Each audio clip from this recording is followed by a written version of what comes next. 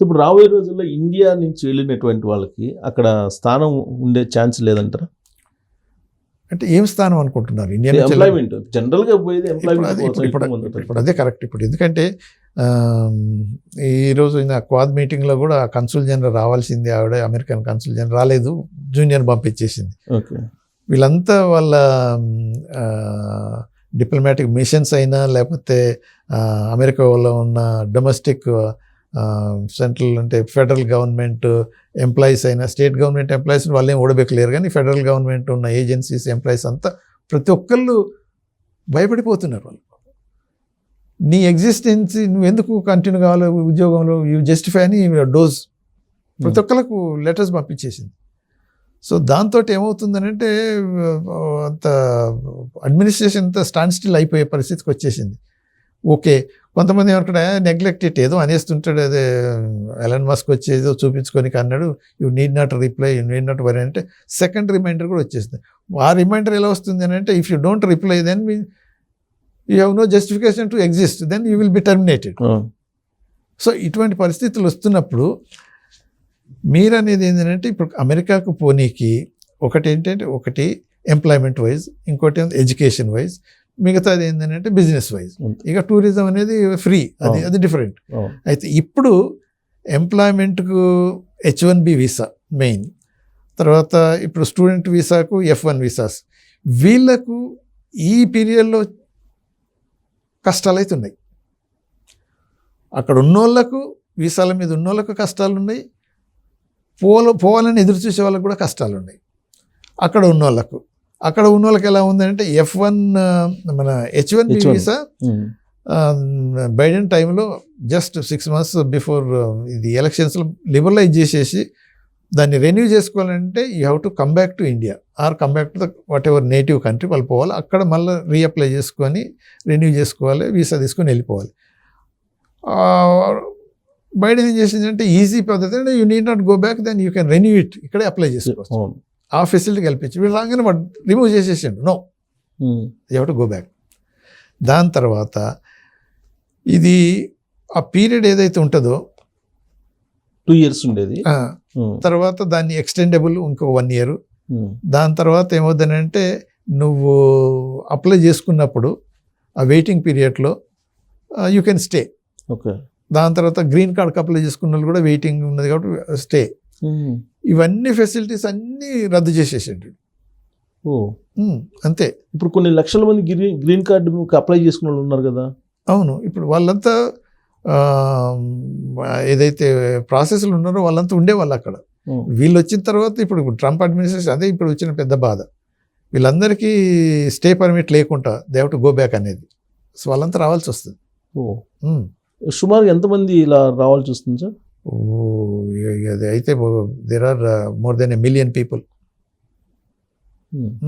అంతున్నది. మస్ట్గా వెనక్కి రావాల్సిందని అంటారా? అంటే ఇప్పుడు వాళ్ళు అనేది వాళ్ళు అంటున్నారు, ఇంప్లిమెంటేషన్ వచ్చారు. ఇంప్లిమెంటేషన్ కనుక రియల్గా జరిగితే అఫ్కోర్స్ ఇప్పుడు వేరియస్ కోర్ట్స్లలో వీళ్ళు కేసులు వేస్తున్నారు, అవన్నీ నడుస్తున్నాయి. అవన్నీ it takes some long time of course, cut shot కూడా చేయొచ్చు ఏదన్నా. But on the whole majority of the people రావాల్సిందే బ్యాక్. 10 లక్షల మంది ఇండియన్స్, 10 లక్షల మంది ఉంటే half of the people 5 lakh వరకు ఎఫెక్ట్ అవుతుంది. ఎట్ వేరియస్ స్టేజ్లో ఉన్న దాన్ని బట్టి. ఇప్పుడు నీ గ్రీన్ కార్డు అని అంటే of course sanction of the green cards కొన్ని స్టేజ్లలో there will not be much problem.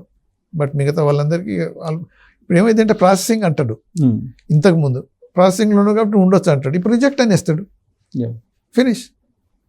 ఒక యాక్షన్ తీసుకుంటారు. ఓకే, ఈ సంవత్సరాల కింద ఏంటి కొంతమంది 10 ఏళ్ళ నుంచి వెయిటింగ్లో ఉన్నాయి కూడా కొన్ని. సో 15 సంవత్సరాలు 20 సంవత్సరాలు. సో అదే చెప్తున్నాడు, 10 ఏళ్ళ వరకు ఓకే వదిలిపెట్టేసి ఈ రీసెంట్ 10 years ఉన్న వాళ్ళని తీసేసేయండి, రిజెక్ట్ చేయమంటే అయిపోయి. వన్స్ రిజెక్టెడ్ గో బ్యాక్ అంటాడు.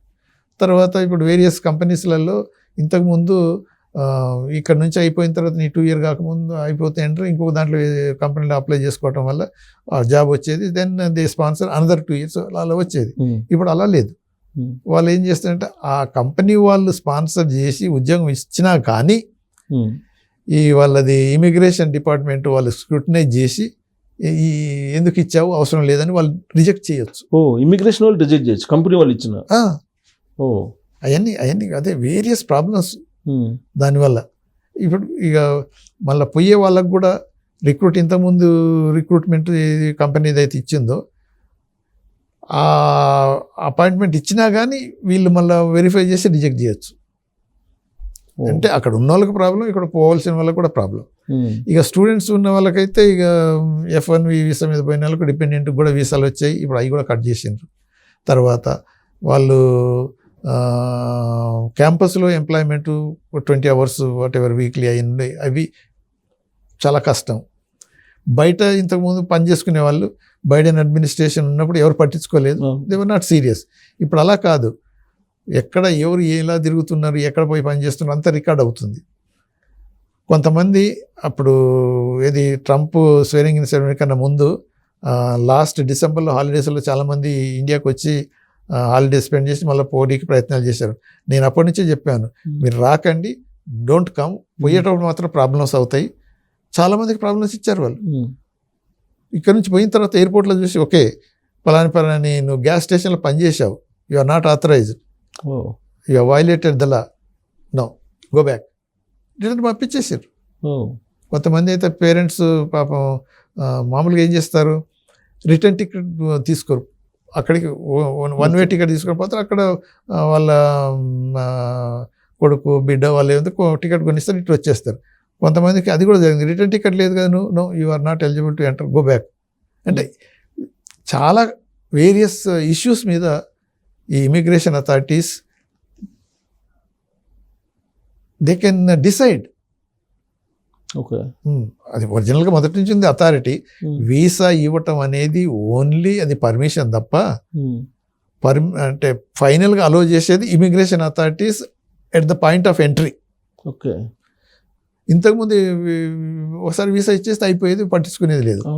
ఇప్పుడు అలా వెళ్ళేవాళ్ళు. ఇప్పుడు అలా కాదు, అక్కడ పోయిన తర్వాత నీ వీసా ఇచ్చిన తర్వాత కూడా ఇప్పుడు ఏ టైప్ ఆఫ్ వీసాలు వచ్చినావు, B1 వచ్చానో B2 వచ్చానో, అసలు నువ్వు బిజినెస్ వీసా గురించి వచ్చినావు, నువ్వు టూరిజంకి వస్తున్నావా, నువ్వు ఏ పాయింట్లోనైనా అక్కడ ల్యాండ్ కాగానే వాళ్ళు ఇమిగ్రేషన్ అథారిటీస్ చెక్ చేసి వాళ్ళు కనుక డిసైడ్ చేసి you are not coming for the purpose mention in the visa, you got visa fraudulently అనే డిసైడ్ కనుక చేసుకుంటే పంపించేస్తారు వాపస్. తర్వాత అక్కడ ఉన్న స్టూడెంట్స్ కూడా అదే, ఇప్పుడు OTP ఉన్నదండి. ఒకప్పుడు ఏంటంటే లిబరల్గా ఉండేవాళ్ళు, ఇది కోర్స్ అయిపోయిన తర్వాత ఒక 1 year దాకా you can search for what ever it is, extra training తీసుకోవచ్చు. ఆ లోపు జాబ్ తీసుకుంటే మళ్ళీ వీసా ఎక్స్టెండ్ అయ్యి 2 years 3 years అవన్నీ క్లోజ్ చేసేసారు వీళ్ళు. సో అందుకని చాలా ప్రాబ్లమ్స్ ఉంటాయి ఈ డ్యూరింగ్ దిస్ 4-year పీరియడ్. కొద్దిగా డిఫికల్ట్. ఈ 4 years తర్వాత మళ్ళీ కొంచెం సెట్ అయ్యే అవకాశం ఉంది. ఇదే పాలసీ కంటిన్యూ చేయాల్సి వస్తుందేమో అవతల పార్టీ, అవతల ఒకవేళ డెమోక్రటిక్స్ వచ్చినా కానీ మళ్ళీ. ఇప్పుడు అంటే ఇట్ ఆల్ డిపెండ్స్. ఇప్పుడు ఈ పద్ధతుల వల్ల అమెరికాకు 100% అమెరికానే బెనిఫిట్ అవుతుంది అనేది లేదు. There are problems for American, loss అయిపోతుంది. ఓకే, ఇప్పుడు స్కిల్డ్ మ్యాన్ పవర్ కనుక అక్కడ లేకపోతే సఫర్ అవుతుంది వాళ్ళ ఇండస్ట్రీ. వాళ్ళ కంపెనీస్ అని already they started complaining, right, appealing or whatever it is పద్ధతిలో they are putting pressure on this present government. If you stop all this H1B visa రాకుండా, technical అంటే స్కిల్డ్ పర్సనల్ ఎంట్రీ లేకుండా చేస్తే మనకు loss అవుతుంది. We need badly. నువ్వు make in America అంటున్నావు, to make in America you need the skilled personnel కదా. మళ్ళీ అక్కడ నో అనేసి ఇక్కడ మేక్ ఇన్ అమెరికా అంటే ఎక్కడి నుంచి వస్తారు? You cannot produce. ట్రంప్ అనేది ఏంటంటే you train these Americans. Yeah, that is true, that takes long time కదా. You cannot produce all of a sudden. ఏది రాకెట్ సైంటిస్ట్ని తీసుకొచ్చి నువ్వు ఇక్కడ ప్రొడ్యూస్. ఇప్పుడు నాసాలో ఎంతమంది మన వాళ్ళే ఉన్నారు, ఆర్ చైనీస్ కూడా ఉన్నారు. సో వేరియస్ కంట్రీస్ నుంచి brilliant people, brainy people, skilled people వాళ్ళంతా వచ్చేసారు అక్కడ. సో వాళ్ళని కాకుండా ఇప్పుడు స్టాప్ చేసేసి నువ్వు ఇక్కడి నుంచి చేసేసి ఇక్కడ నుంచి ప్రొడ్యూస్ చేసి ఇక్కడ అమెరికన్స్ని హైర్ చేసేసి ఇక్కడే తయారు చేయాలంటే అది కాదు అని ప్రెషర్ వస్తున్నది. బట్ ఎనీవే, ఇప్పుడు ఈ 4 yearsలో ట్రంప్ పీరియడ్లో మాత్రం ఈ డిఫికల్టీస్ పర్టికులర్గా ఈ ఫస్ట్ ఇయర్లో మాత్రం ఉంటాయి. దాని తర్వాత దాని రిపర్కషన్స్ దాన్ని ఎలా ఉంటాయి, అడ్వర్స్గా ఉంటాయి కాబట్టి మళ్ళీ ఈ బిజినెస్ కార్పొరేట్ లాబీ ప్రెషర్ ఎక్కువ అవుతుంది. అప్పుడు మళ్ళీ రిలాక్స్ చేయాల్సి వస్తుంది. ఇది ఇప్పుడు ఇచ్చిన ఎగ్జిక్యూటివ్ ఆర్డర్స్లోనే బోల్డన్ని రివర్స్ చేసుకున్నాడు అప్పుడే. ఓకే, అది ఏది కామన్. ఫస్ట్ టైం ప్రెసిడెంట్ ఉన్నప్పుడు కూడా బోల్డన్ని. కానీ ఇప్పుడు అట్టగా సార్, ఫస్ట్ టైం ఉన్న దానికని ఇప్పటికి ఈ మధ్య క్యారీ కల్చర్స్ కొన్ని వేశారు కదా. అలెన్ మాస్క్ కాళ్ళ దగ్గర ట్రంప్ ఉన్నాడని చెప్పి. సో అలెన్ మాస్క్ నడుపుతున్నాడు, అప్పుడు లేడు. ఇప్పుడు అలెన్ మాస్క్ వ్యవహారం మొత్తం నడుస్తుందని అంటారు. అదే అనేది అలెన్ మాస్క్ ద్వారానే చాలా ఇన్ఫ్లుయెన్స్ మాస్క్దే ఉండి ట్రంప్ ఇలా అంటున్నాడు అని చేస్తున్నాడు అని అన్నాడు. బట్ మాస్క్ అగెనిస్ట్గా రిపబ్లికన్ పార్టీలో బోల్డ్ అంత డెవలప్ అవుతుంది. Okay, so beyond a point కొంతవరకు ఏమైందంటే any stop enough is enough అనేది ఒకటి అపోజిషన్ వస్తుంది. అప్పుడు మస్కే ఉద్రబాబు అని వెళ్ళిపోవాల్సి వస్తుంది ఆ స్టేజ్కి. ఇప్పుడు ఇనిషియల్ స్టేజ్లో వచ్చింది కాబట్టి ఇది చేస్తాను అది చేస్తాను. బట్ మస్కే H1B వీసా మీద అమెరికాకి వచ్చాడు సౌత్ ఆఫ్రికా నుంచి. సో తనకు తెలుసు, ఆయన ఓపెన్గా అన్నాడు కదా, I will defend H1B visa like anything. ఒక స్టేజ్లో మిగతా హార్డ్ కోర్ రిపబ్లికన్స్ అయితే మస్క్ గోయింగ్ టూ ఫార్, మస్క్ని రిమూవ్ చేసేయాలని ట్రంప్కి అని చెప్పినట్టు is doing good job let him అని ట్రంప్ అనేసి. అంటే మీరు అన్నట్టు ఏంటంటే మస్క్ ఇన్ఫ్లుయెన్స్ ట్రంప్ మీద చాలా ఉండి అలా జరుగుతుంది. అంటే ఇప్పుడు మస్క్ ఏం చేస్తున్నాడంటే ఇప్పుడు అమెరికన్ వేస్టేజ్ అంతా కట్ చేసి ఇప్పుడు ట్రంప్ ప్లాన్లో ఈజ్ ప్లేయింగ్ ఇంపార్టెంట్ రోల్ కాబట్టి ఈ will be allowed. But Musk anti immigration లాస్లో మాత్రం మస్క్ అంత 100% యాంటీగా పోడు, మొదటి నుంచే వాయిస్ చేస్తున్నాడు. It's needed for American economy, American growth. తప్పకుండా మనకు అవసరం, మనకు స్కిల్డ్ మ్యాన్ పవర్ కావాలంటే మనకు H1B visas or whatever other type of visas we need them. అలా ఓన్లీ ఇల్లీగల్ ఇమిగ్రెంట్స్కు ఎగనెస్ట్గా. అదైతే కరెక్టే.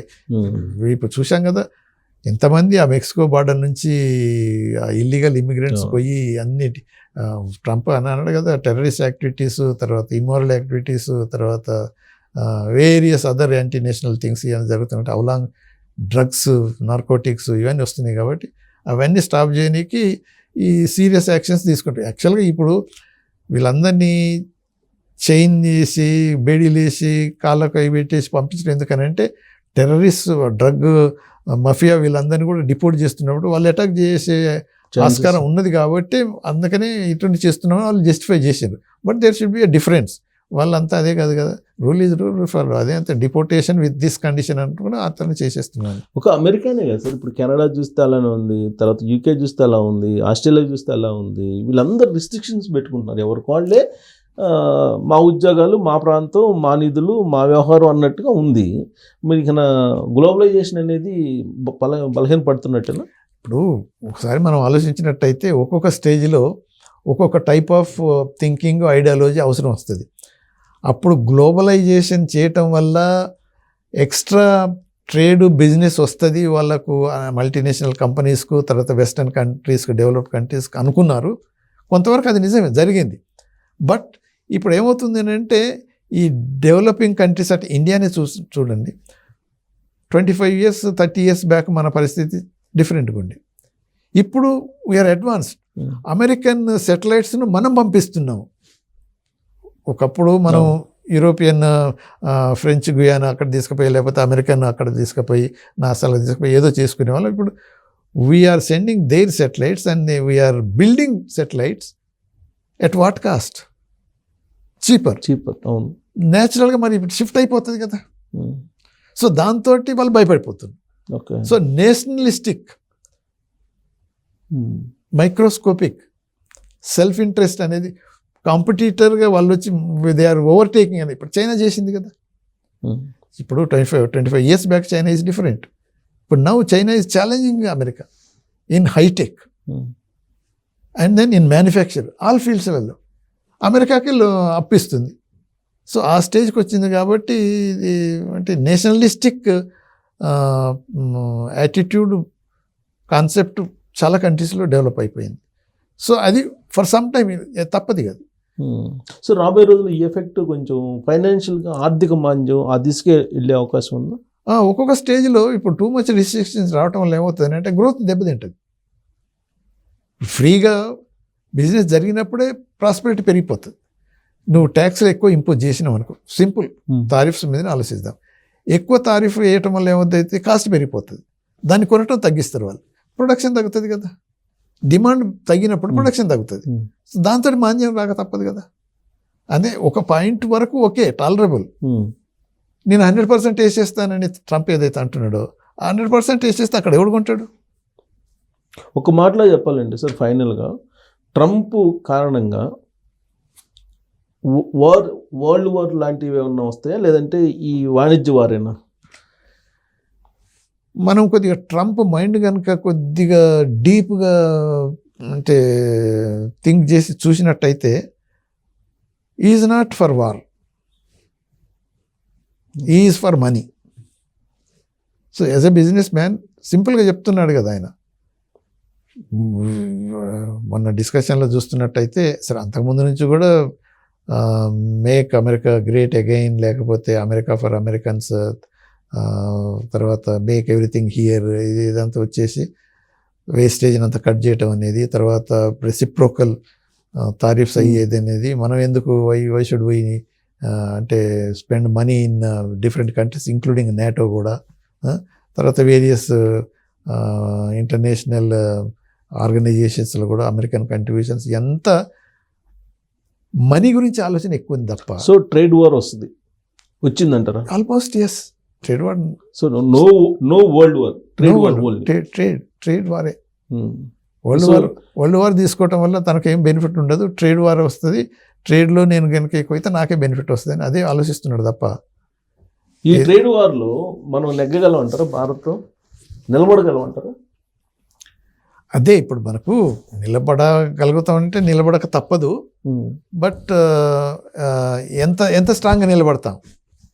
ఓకే, ఇది గివ్ అండ్ టేక్ అనేది ఏదైతే ఉంటుందో దాంతో అయితే ఎంత స్ట్రాంగ్ ఉంటాము. సో ఇప్పుడు అడ్వాంటేజ్ చైనా ఏదైతే మ్యానుఫ్యాక్చరింగ్ హబ్ అయిపోయి సప్లై చైన్ హెడ్ అయిపోయి ఏదైతే చైనా అడ్వాంటేజ్ తీసుకున్నదో అటువంటి అడ్వాంటేజ్ మనం తీసుకోలేకపోయాము. సో ఇప్పుడు సప్లై చైన్ డైవర్సిఫికేషన్ వస్తున్నప్పుడు మనం కూడా ఏంటంటే కాంపిటేటివ్గా ఉండాల్సి వస్తుంది, ప్రైస్లో, క్వాలిటీలో, లేకపోతే మనం డౌన్ అయిపోతాం. సో అదొక పార్ట్ అయితే మన రూపీ తగ్గుతూ వచ్చింది, ఇది గోల్డ్ రేటు పెరుగుతుంది. ట్రేడ్ వార్లో ఈ గోల్డ్ రేట్ ఇంకా పైకి వెళ్ళటమేనా, తగ్గేదే ఉండదా భవిష్యత్తులో రాబోయే రోజుల్లో? ఇప్పుడున్న పరిస్థితుల్లో ఇంకా కొంత టైం పడుతుంది స్టెబిలైజ్ కానికి.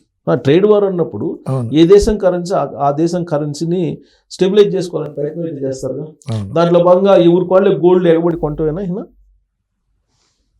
ఇప్పుడు మీరు గోల్డ్ కొనటం అని అంటే ఇప్పుడు గోల్డ్ మనం బయట నుంచి కొనాం అనుకుంటాం, నీ దగ్గర డాలర్స్ పౌండ్స్ లేకపోతే నువ్వు ఎక్కడి నుంచి కొంటావు? అంతే కదా. సో డాలర్స్ పౌండ్స్ కావాలంటే మళ్ళీ నీ ట్రేడ్ నీ బిజినెస్ కూడా మరి చేయాల్సి వస్తుంది కదా. వెన్ యూ సెల్ సంథింగ్ అక్కడ ఉంటేనే కదా నీకు ఇది వచ్చేది. అది లేనప్పుడు మనకు తక్కువ డాలర్లు ఉన్నప్పుడు మనం కొనలేము గోల్డ్, కాబట్టి మనకు రూపీ డౌన్ అయిపోతూ ఉంటుంది.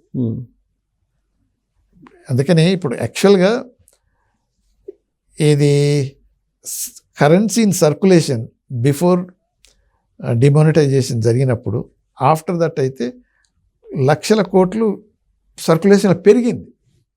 డిజిటల్ ఎకానమీ వచ్చేసి మనం అంత తగ్గిపోతుందని ఏదైతే చెప్పారో 28 lakh crore ఏదో సప్లై పోయి అది 32-35 దాకా పోయింది.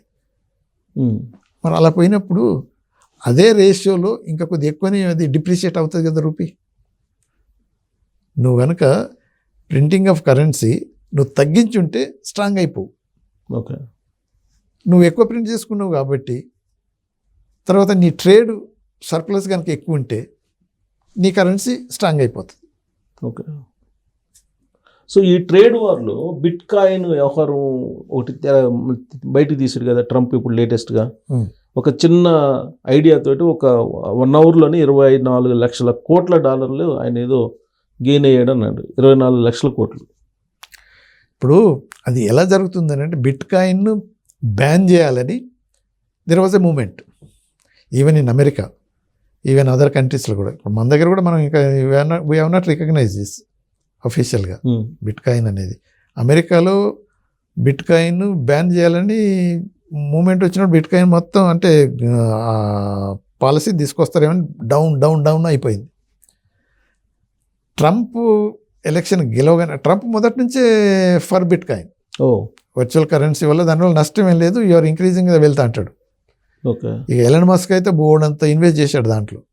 దానివల్ల డాలర్ స్ట్రెంగ్తన్ అవుతుందా? దానివల్ల డాలర్ స్ట్రెంగ్తన్ అవుతుంది లేకపోతే వీక్ అవుతుంది అనేది మాత్రం కొద్దిగా డిఫికల్ట్ నౌ, ఎందుకంటే డేటా సరి అయింది, దానికి ఈక్వల్ అది ఆల్మోస్ట్ ఇది ప్యారల్ కరెన్సీ అన్నట్టే కదా. అయితే ఒకప్పుడు ఏది బిట్ కాయిన్ ట్రేడింగ్ ఏదైతే ప్లాట్ఫామ్ అది కొలాప్స్ అయిపోయినప్పుడు బిట్ కాయిన్ ఆల్మోస్ట్ డౌన్ అయిపోయింది. ఇప్పుడు డాలర్ అనేది కొలాప్స్ కాదు కదా అలా, ఇది ఏంటంటే రియల్ కరెన్సీ, అది వర్చువల్ కరెన్సీ. సో దాంతో అది పెరిగినప్పుడు డాలర్ కొద్దిగా వీక్ అవుతున్నట్టు అనిపించింది, దెర్ ఇస్ నో డౌట్. కానీ అది వర్చువల్ కరెన్సీ కాబట్టి, డాలర్ రియల్ కరెన్సీ కాబట్టి స్లోగా డాలర్కు ఉన్న స్ట్రెంగ్త్ ఇంకా పెరుగుతూనే పోతుంది, కానీ పడిపోవట్లేదు. ఓకే. కానీ బిట్ కాయిన్ ఏంటంటే ఇది స్పెక్యులేటివ్ టైప్ వర్చువల్ కరెన్సీ కాబట్టి దాంతో ఆఫ్ కోర్స్ బిజినెస్ జరుగుతూనే ఉంది. People are buying with bitcoins. ఇది నథింగ్ బట్ షేర్ అంటారా? అంటే ఒకవేళ ఆల్మోస్ట్ షేర్ మార్కెట్ లెక్కనే బిట్ కాయిన్. కాకపోతే ఏంటంటే ఈ షేర్ తోటి మీరు యూ కెనాట్ బై, ఓకే ఇప్పుడు యూ వాంట్ ఇన్ బ్లాక్ మార్కెట్లో you want buy Kalashnikovs or other goods ఇది కొనుక్కోలేము, షేర్స్ కొనుక్కోలేరు, దీంతో ఓకే. ఎందుకంటే అదర్ పార్టీస్ యాక్సెప్ట్, అంటే సమాంతరంగా కరెన్సీకి అదే ప్యారలల్ కరెన్సీ ఇది, parallel currency. So other parties accepting ఆ బిట్ కాయిన్స్ తోటి నీకు అమ్మేస్తున్నారు, you are transferring bitcoins. కానీ షేర్స్ అలా చేయలేవు కదా. ఎక్స్పోర్ట్స్ ఇంపోర్ట్స్ కూడా ఇది ఇంప్లిమెంట్ అవుతుందా సార్ బిట్ కాయిన్? అదేంటి ఎక్స్పోర్ట్ ఇంపోర్ట్ అని అంటే ఇప్పుడు అంతే కదా. ఇప్పుడు నువ్వు ఇప్పుడు మన దగ్గర నువ్వు ఇక్కడే ఉన్నావు, you are in India, so you want to import something from America, okay, buy చేసుకోవాలనుకున్నావు. అక్కడున్న ఏదైతే మ్యానుఫ్యాక్చరర్ తర్వాత ప్రొడ్యూసర్ ఎవరో ఉన్నారో వాళ్ళు కూడా బిట్ కాయిన్ డీల్ చేస్తున్నారు అనుకో, okay. So they will sell it, okay this much bit coin ఇది మళ్ళీ అగైన్ డాలర్ వాల్యూ చూస్తున్నారు కదా, ఓకే, డాలర్తో కంపేర్ చేసి చూస్తున్నారు కాబట్టి ఓకే ఇది ఇంత ఉన్నది, నువ్వు 100 బిట్ కాయిన్స్ ఇచ్చేస్తే ఒక $10,000 వాల్యూ గూడ్స్ నువ్వు కొనుక్కోవాలనుకుంటున్నావు, they accept that bitcoins and then పంపించేస్తారు అది. ఓకే. సో అందుకనే అది థ్రైవ్ అవుతుంది. ఒకప్పుడు అది జరగకూడదు అనుకున్నారు, కానీ ఇప్పుడు ట్రంప్ వచ్చిన తర్వాత ఆల్మోస్ట్ ఇట్స్ లీగల్ కరెన్సీ లెక్క చేయనికి, of course it's not at 100% declared legal currency, but it still it's going on.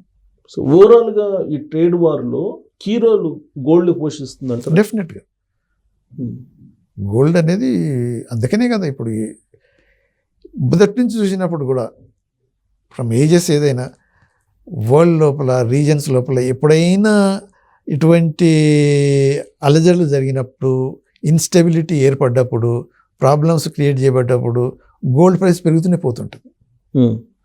ఎందుకంటే అది స్టాండర్డ్. ఈవెన్ కరెన్సీస్ కూడా దైర్ వాల్యూ గోల్డ్ మీదనే ఆధారపడి ఉంటాయి. ఇప్పుడు మనం 91లో మన క్రైసిస్ వచ్చినప్పుడు ఏదైతే balance of trade, balance of payment ఇవన్నీ ప్రాబ్లమ్స్ వచ్చేసరికి మనకు డబ్బులు లేవు మనం కొనుక్కోనికి. ఒక 3 వీక్స్ ఇంపోర్ట్ చేసుకునేంత వాల్యూ ఫారెన్ కరెన్సీ మన దగ్గర ఉన్నప్పుడు ఆల్టర్నేటివ్ లేక మనం గోల్డ్ను లండన్కు తాకట్టు పెట్టి తీసుకోవాల్సి వచ్చింది. అంటే అది చంద్రశేఖర్ అనుకుంటా, చంద్రశేఖర్ గారు పిఎంగా ఉన్నారు అంతే కదా. 91 చంద్రశేఖర్ తర్వాత మన ఇది ఈయన ఈపీ సింగ్ గారు, మన్మోహన్ సింగ్ గారు పెట్టారు తాకట్టు. అంటే మన్మోహన్ సింగ్ అప్పుడు ఆయన ఫైనాన్స్ మినిస్టర్. ఆ స్టేజ్లో I'm not able to correct it exactly. అంతే మరి. 91లో లిబరలైజేషన్ వచ్చినప్పుడు చంద్రశేఖర్ తోటి వచ్చింది, బట్ లేటర్ ఆన్ సో తాకట్టు పెట్టారు అప్పుడు. తాకట్టు పెట్టారు. సో అందువల్ల గోల్డ్ కీ రోల్ పోషించబోతున్నారు రేపు రాబోయే రోజు. నేచురల్గా ఉంటుంది. ట్రంప్ ఎంత ఎగిరి పడితే గోల్డ్ కూడా అంత ఎగిరి పడిద్ది అంటారు. అంత ఎగిరిద్ది అంటారు. అంతేగా ఒక మాట అందరికి అర్థమయ్యేటట్టు. నేచురల్గా అంతే కూడా. ఆల్ కరెన్సీస్ ఏమైనా అప్రిషియేట్ అయినా కానీ గోల్డ్ అప్రిషియేషన్ కంటిన్యూ అవుతూనే ఉంటుంది. ఇప్పుడు ఇంకోటి సార్, నరేంద్ర మోడీ గారు దీనికి ఏదో ఆల్టర్నేటివ్ ఒక చట్టాన్ని తీసుకొచ్చి 2015లో ఈ ఇండియాలో ఉండేటువంటి గోల్డ్ ఏదైతే ఫైనాన్షియల్ ఇప్పుడు మన ఆర్థిక వ్యవస్థలోకి రాలేదో దాన్ని అందరినీ తీసుకురావడానికి ఏదో రకరకాల ప్లాన్స్ పెట్టారు. గోల్డ్ బాండ్స్ అని అవన్నీ అని ఏదో. అది అసలు తీసుకురాగలరా? ఇప్పుడు తీసుకురావాలంటే ఇప్పుడు అది మీరు అనేది కరెక్ట్ పాయింట్. 30,000 టన్నులు ఉందండి సార్ సుమారుగా. ఇది ఆర్థిక వ్యవస్థలోకి రానటువంటి. అదే చెప్తున్నాను, గోల్డ్ అంత గోల్డ్ ఉంటుంది ఇండియాలో, ఇంకా ఉంటుంది. ఇప్పుడు మనం చూస్తాం కదా, పెళ్లిళ్ళు అవుతున్నప్పుడు ఎంతో గోల్డ్ తీసుకొని ఆర్నమెంట్స్ అన్ని తీసుకొని ఎక్కడ పెట్టుకుంటే ఇంట్లోనే ఉంటున్నాయి కదా. ఆ గోల్డ్ అంతా ఇప్పుడు బ్యాంక్స్లలోకి తీసుకొని దాని వాట్ ఎవర్ వర్త్ అమౌంట్ను కనుక రిలీజ్ చేసేసి ఇన్వెస్ట్మెంట్లు కనుక పెడితే ప్రొడక్టివిటీ పెరిగిపోతుంది. ఇది డెడ్ ఇన్వెస్ట్మెంట్ అయిపోతుంది గోల్డ్.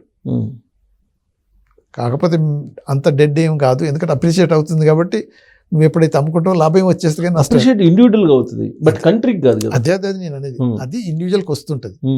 సో మీరు అన్నట్టు అదే కంట్రీకి ప్రొడక్షన్లో ఉపయోగపడట్లేదు. So it's not contributing to the GDP growth కావట్లేదు. అది కానీకి ఈ గోల్డ్ని అట్రాక్ట్ చేయడానికి వేరియస్ స్కీమ్స్ తీసుకొస్తున్నారు. కానీ ఇక పబ్లిక్లో ఆ మైండ్ సెట్ అనేది ఎంతకాలం అయితే ఉంటుందో, గోల్డ్ నేను ఎక్కడ పెట్టుకోవద్దు, పర్సనల్గా ఇంట్లోనే పెట్టుకోవాలి, నా మెత్త కిందనే పెట్టుకోవాలి, ఇలానే ఉంచుకోవాలనుకున్నంతకాలం ఏ స్కీములు పెట్టినా అంత సక్సెస్ కావట్లేవు. కాకపోతే ఇప్పుడు గోల్డ్ లోన్స్ అని ఇస్తూనే ఉన్నారు, బ్యాంకులలో పెట్టేస్తే అది ఇస్తున్నారు. అంటే అది పార్ట్ ఆఫ్ ద స్కీమ్స్. అది గోల్డ్ అక్కడ ఉండబట్టి దాని ఈక్వల్ అమౌంట్ వస్తుంది కాబట్టి నువ్వు అది వాడుతున్నావు, నువ్వు ప్రొడక్టివ్గా వాడుతున్నావా, కన్జ్యూమ్ చేస్తున్నావు, బట్ ఎనీవే ఎకానమీలో పార్ట్ అయిపోతుంది అది. కానీ అంతా కావట్లేదు. అదే ఇప్పుడు వాళ్ళు ఎవరు అవసరం కొద్ది పెట్టారు, అదే ఒకటి limit, very fraction of it. అదే ఫ్రాక్షన్ ఆఫ్ ఇట్, అవును, అవసరాన్ని బట్టి. కానీ మిగతా రిచ్ పీపుల్ అంతా బోల్డ్ అంతా గోల్డ్ ఇండ్లలోనే పెట్టుకుంటారు, బ్లాక్ చేస్తున్నారు. బ్లాక్. దానివల్ల ఇండియా ఇప్పుడు కూడా పూర్గానే ఉందంటారా? ఎప్పటికీ పూర్గానే ఉంటుంది ఇప్పుడు. అంతే కదా, ఇప్పుడు యాజ్ లాంగ్ యాజ్ ఇది it's kept in the locker, it's dead investment. It's not అంటే మనకు ఉపయోగపడట్లేదు. అందుకని ఇప్పుడు కనీసం మన ఇప్పుడు ఏది టెంపుల్స్లలో గోల్డ్ అంత గోల్డ్ పెట్టారు కదా. సో అది సెన్సిటివ్ పాయింట్ అయిపోయి దాన్ని టచ్ చేయొద్దు, అది చేయొద్దు అని ఏదో అనుకుంటున్నారు. కానీ అదే కనుక ట్రెండ్ సోర్స్లో అది అక్కడ ప్రజలలో ఇంత గోల్డ్ కనుక మనం సర్క్యులేషన్లోకి ప్రొడక్టివిటీకి ఉపయోగిస్తే ఇండియా విల్ బికమ్ రిచర్. అప్పుడు డాలర్ రేటు మనం తగ్గించగలం. డాలర్ అంటే ఆ రూపీ అప్రిషియేట్ స్ట్రాంగ్ అవుతుంది. ఓకే, అది డాలర్ వాల్యూ డాలర్ కంటిన్యూ అవుతున్నట్టుగా మన రూపీ కూడా ఇంత పడిపోయిన స్టేజ్ నుంచి మళ్ళీ ఇంత పెరుగుతూ వచ్చేస్తుంది. ఒకప్పుడు ఏంది మన అందరికి తెలుసు కదా, ఆల్మోస్ట్ 4 రూపీస్కో ఏదో 5 రూపీస్కో ఒకప్పుడు డాలర్ ఉండేది. అసలు ఇండిపెండెన్స్ స్వాతంత్రం వచ్చిన తొలి రోజుల్లో ఈక్వల్ ఉండేదంట కదా. అంటే అదే అప్పుడైతే ఇంకా ఈక్వల్ ఆల్మోస్ట్ ఎగ్జాక్ట్లీ. ఆ స్టేజ్ నుంచి ఈ స్టేజ్ దాకా అంటే 90 రూపాయల దాకా, ఇప్పుడు 87 చిల్లర. అవును, 88 దాకా వెళ్తుంది. మరి ఇప్పుడు డ్రాస్టిక్ నిర్ణయం, గోల్డ్ను బయటకు తీసుకొచ్చే డ్రాస్టిక్ నిర్ణయం తీసుకోవాలంటారా ఇండియన్ గవర్నమెంట్? డ్రాస్టిక్ మెజర్స్ తోటి సక్సెస్ కాదు ఏ రూల్ అయినా. సో ఇదంతా పబ్లిక్ దగ్గర ఉన్నది, అది బై ఫోర్స్ నువ్వు గుంజుకోలేవు. డ్రాస్టిక్ మెజర్ అంటే బై ఫోర్స్, అలా కాదు. ఇన్సెంటివ్స్ క్రియేట్ చేసి అవేర్నెస్ కనుక తీసుకొస్తే, ఓ మనం ఇక్కడ దాచుకోవటం వల్ల మనకు లాస్ అవుతుంది, మనం ప్రొడక్టివిటీలో కనుక దీనికి పెడితే మనకి ఇంత లాభం వస్తుంది అనేది ప్రజల్లోకి రావాలి. అప్పుడు ఆటోమేటిక్గా వచ్చేస్తారు, ఓకే బ్యాంకులో పెట్టేసి డబ్బు తీసుకుంటారు. కానీ అది 2015 నుంచి చేస్తుంటే ఇప్పటి వరకు రిజల్ట్ 1% 2% వచ్చింది అంటున్నారు. అదైతే నిజమే. మరి ఇప్పుడు అదే ఇప్పుడు అంతకుముందు ల్యాండ్ సీలింగ్ యాక్టివిటీ ఏ విధంగా అయితే ల్యాండ్ అంతా ఈ ల్యాండ్ లార్డ్స్ నుంచి తీసేసుకున్నారు, అలాంటిది అవసరం లేదంటారా బంగారం తీసుకురావడానికి బయటికి? ఇప్పుడు ల్యాండ్ అంటే మనకు కనిపిస్తుంది, అంటే బంగారం ఎక్కడ పెట్టిండ్రు ఏం చేసినట్టే నువ్వు పోయి ఎవ్రీ హౌస్లో రైడ్ చేసి అంత సెర్చ్ చేసి ఇవన్నీ గుంజుకొని రావస్తా, అది కటాస్ట్రఫీ, అది కాని పని. ఇప్పుడు ఏదైనా మనకు ఎదురుగా ఉందంటే ల్యాండ్ సీలింగ్ అనేది 100 ఎకరాలు కనిపిస్తూనే ఉన్నది, 100 ఎకరాలు ఆటోమేటిక్గా మెజర్ చేసిన అంతే ఉంటుంది, చూసిన అంతే ఉంటుంది. సో దానివల్ల ఇండివిజువల్కి ఇంత కంపెన్సేషన్ డబ్బులు తీసుకొని గవర్నమెంట్ తీసేసుకున్నది, అప్పుడు లేని వాళ్ళకి డిస్ట్రిబ్యూట్ చేసింది. కానీ ఇప్పుడు అదే ఈ బంగారం తీసుకొని రైడ్ చేసి ఎన్ని చేసినా కానీ ఎక్కడ పెట్టింది అది అంత ఈజీ వే కాదు, అది అంటే ప్రాక్టికబుల్ కాదు, అది okay, as simple as that. కాకపోతే పర్సువేషన్లో మీరు అన్నట్టు 1%, 2%, 3% కంటే ఎక్కువ రావట్లేదు కాబట్టి ఇంకేం చేయాలనేది ఇన్నోవేటివ్ మెథడ్స్లో. నేచురల్గా ఇప్పుడు ఒకప్పుడు ఉన్న టెక్నాలజీస్ తోటి మనం ఆలోచించలేదు, హ్యాండ్ టు మౌత్ పరిస్థితిలో ఉన్న రోజులు పోయి ఇప్పుడు ఆఫ్ కోర్స్ రాకెట్లు పంపిస్తున్నాం, డెవలప్ అవుతూనే ఉంది, బట్ స్లోగా అవుతున్నది. సో దీనికి బేసిక్ థింగ్ ఏంటంటే ఇది గోల్డ్ అనేది ఒకటి item you can hide anywhere, land అనేది ఓపెన్ ఫర్ ఎవ్రీబడి. సో ఆ మెజర్స్ల వల్ల ఏదైతే జరిగిందో అటువంటి మెజర్స్ దీనికి అప్లై కావు.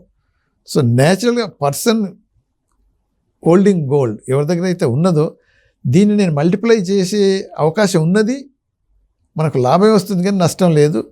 ఇప్పుడు గోల్డ్ అంటే ఇప్పుడు ఏమైందంటే ఎగ్జిబిషన్, న్యాచురల్గా అంత నా దగ్గర ఇంత ఆభరణాలు వేసుకొని పోతే అంటే ప్రజలకు చూపించుకోవాలి నేను ఇంత రిచ్ ఇది ఉన్నది అనేది.